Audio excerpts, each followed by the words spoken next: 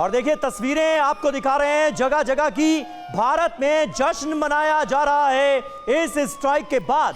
पहलगाम हमले का जिस अंदाज में भारत ने बदला लिया है, जिस अंदाज में इस स्ट्राइक को अंजाम दिया गया है, उसके बाद लोग आतिशबाजी छुड़ाकर जश्न मनाते भी कई जगहों पर नजर आ रहे हैं। एक तरफ पाकिस्तान में कोहराम बरपा है, आतंक के ठिकाने तबाह हो गए हैं, बर्बाद हो गए हैं, और दूसरी तरफ हिंदुस्तान में तमाम जगहों पर अब आतिशबाजी छुड़ाकर लोग जश्न मनाते भी नजर आ रहे हैं।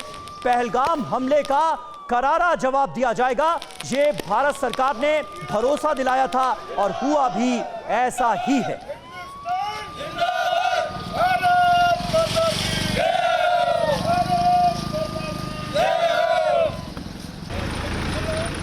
तो ये तस्वीरें इस वक्त हम आपको दिखा रहे हैं, बाड़मेर से तस्वीरें आ रही है जहां पर अब जो लोग हैं भारतीय वो किस तरह से जश्न मनाते हुए नजर आ रहे हैं। UEM Jaipur is a perfect target for prospective students aspiring for good jobs, good education with future-ready skills.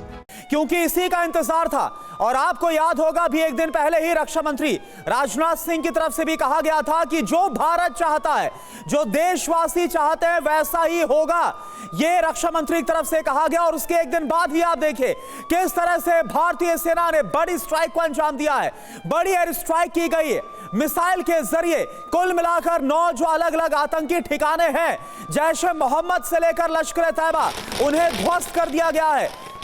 अगर बात करें जैश ए मोहम्मद के हेडक्वार्टर की जो बहावलपुर में है, वो बर्बाद कर दिया गया है, वो नेस्तनाबूद कर दिया गया है। ये तस्वीरें आप देखिए राजस्थान के बाड़मेर से, लोग क्या बोल रहे हैं सुनिए आप।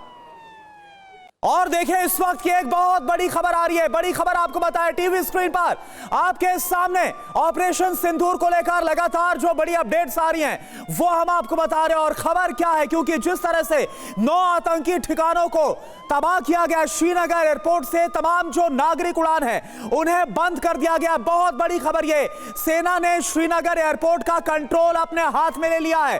श्रीनगर एयरपोर्ट का इस्तेमाल अब सेना करेगी, क्योंकि इसके बाद अगर कोई भी संभावित हमला पाकिस्तान की तरफ से होता है तो उसको लेकर तैयारियां पुख्ता है।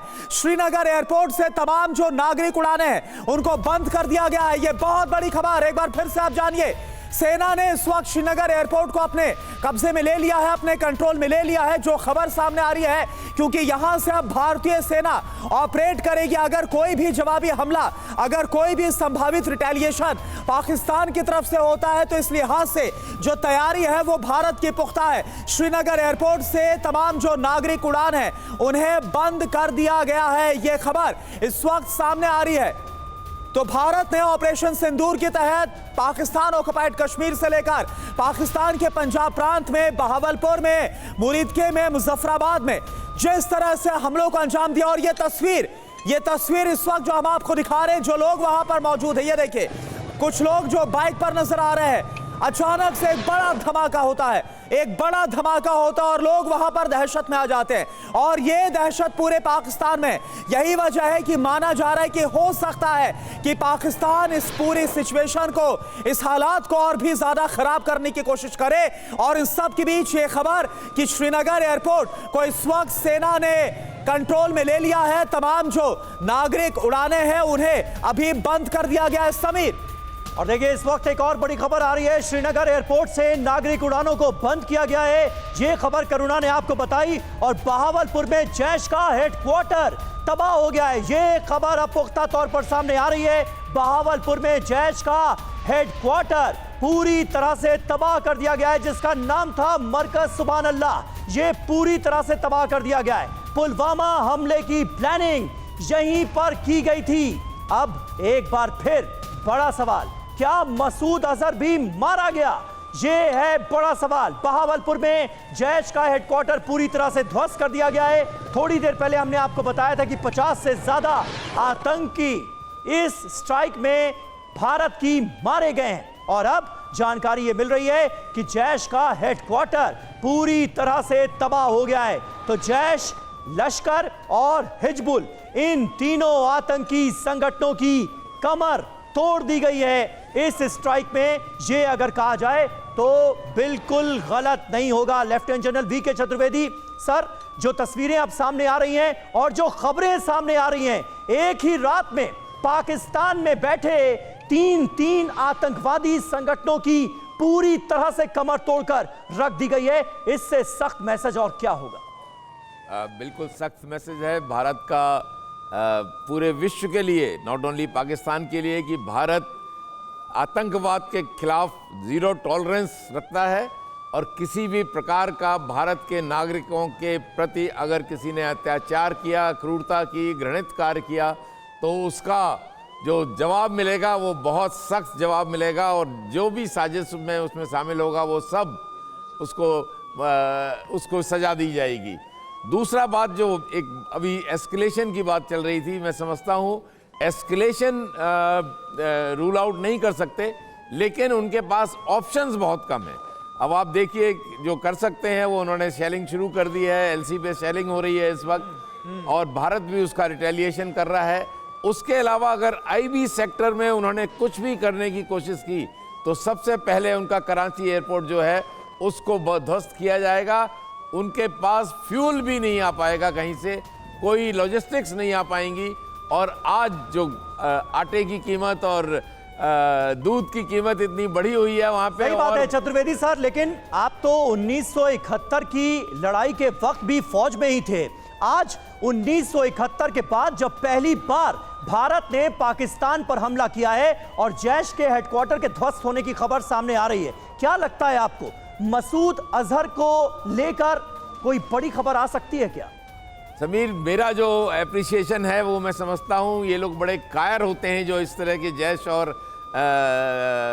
अपने जो लश्कर तैयबा या हिजबुल मुजाहिदीन के जो लीडर्स होते हैं, ये अपने लोगों को छोड़ के वहाँ पे छोड़ के अलग जगह रहते हैं। तो मैं नहीं समझता कि मसूद अजहर इसमें हुआ, उसके लिए अलग ऑपरेशन करना पड़ेगा और मुझे पूरा एक पाकिस्तानी ही उसी को मारेगा, क्योंकि वो सबसे बड़ी प्रॉब्लम पाकिस्तान के लिए मसूद अजहर है। लेकिन सर, ये जिस जैश के मरकज का हम नाम ले रहे हैं ना, जिसका नाम है मरकज सुभान अल्लाह, ये पूरी तरह से ध्वस्त किया जा चुका है और हमारे पास ये खबर आ रही है कि इसी मरकज में जैश का चीफ मसूद अजहर भी रहता था, लेकिन अब पिछले 10-12 दिन से वहां रहता है कि नहीं ये मैं नहीं कह सकता। इसीलिए मैं कह रहा हूं कि ये लोग जब भी लीडरशिप की काम होती, लीडर हमेशा अपने जवानों के साथ रहता है, अपने जो उनके कार्यकर्ता है उनके साथ रहता है। इन लोगों की जो कार्य प्रणाली है वही गलत है। ये लोग एक कायर तरीके से काम करते हैं, बाकी लोगों से काम कराते हैं। ठीक है, आपको रोकना चाहूंगा। सुमित, कितने चांसेस हैं कि जो मसूद अजहर है वो मारा गया होगा, क्या लग रहा है? देखिए, वैसे तो लगातार आप ये अंदेशा लगा सकते हैं, क्योंकि यहाँ पर जैश का मैं आपको बता रहा था 15 से 18 एकड़ में पूरा एक कैंपस है। और खास बात ये कि यहाँ पर हमेशा टॉप कमांडर्स रहते हैं, क्योंकि आप देखिए कि यहाँ पर ना सिर्फ रिक्रूटमेंट होते हैं बल्कि फंडिंग का भी सोर्स यहीं से होता है। तो ये पॉसिबिलिटी बहुत प्रबल है, बहुत स्ट्रांग है कि हो सकता है यहाँ पे मसूद अजहर हो सकता है। लेकिन मैं आपको बताऊँ कि जब 22 तारीख के बाद से लगातार ये कहा जाने लगा कि भारत अब स्ट्राइक करेगा, तब यहाँ से कई बड़े टॉप कमांडर्स को जैश ने हटा दिया था, जैश यहाँ से निकाल रहा था, यहाँ तक कि पाकिस्तान आर्मी ने अपने सेफ हाउसेस में भेज दिया था। तो ये सारे अंदेशों के दौरान ही कहा जा सकता है कि ये पुष्टि होना अभी भी बाकी है। लेकिन ये जरूर है कि यहाँ पर मसूद अजहर हो या बाकी टॉप कमांडर्स हो, यहाँ पर रहते थे, ट्रेनिंग में इन्वॉल्व होते थे, पाकिस्तान आर्मी के कई बड़े ऑफिसर्स यहाँ मौजूद रहते थे। तो ये अभी अंदेशा क्लियर नहीं है, लेकिन ये जरूर है कि निश्चित तौर पर जैश के बड़े ऑपरेटर्स या फिर जो कमांडर्स है इस स्ट्राइक्स में मारे गए होंगे।